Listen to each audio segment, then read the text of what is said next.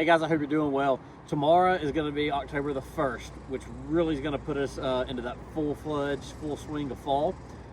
It's a great time to start thinking about your landscaping, start getting everything cleaned up and ready right here before the holidays, but also being October, you know how finicky our weather can be.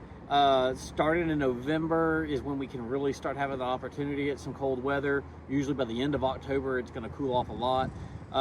So it only means we have 4 to 6 weeks really before we have the opportunity for a frost or freeze, and we want to protect all of our landscape.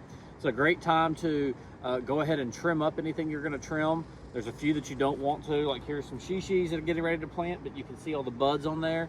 Your shishis, your gardenias, your azaleas, these are some of the main ones that you want to stay away from. Everything else can go ahead and get trimmed. Go ahead and tighten everything up. Also, very important, mulch and pine straw. One of the reasons that it is super important in the fall is that this mulch and pine straw, it acts as an insulation barrier, if you will, to the root system of your plants. So not only does it give you some good aesthetics in your landscape and it just looks nice, but it also serves a function and a purpose. Crepe myrtles. Leave your crepe myrtles alone. That's one that a lot of people want to try to trim in the fall. That's going to be more of a late winter thing. We're going to tend to that in January and February. Irrigation systems, if you haven't already backed them off, let's go ahead and start thinking about that.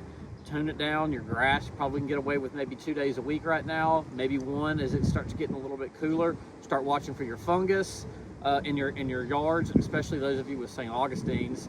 And then with your landscaping, back to that, watch your bugs. Remember, bug pressure is year-round pressure. You don't want your plants to be having to battle off any bugs or insects as we go into the winter. They're already going to have to fight off the cold weather. Let's make sure they're not having to fight bugs as well. If you got any questions, need any suggestions, let us know. Look forward to hearing from you.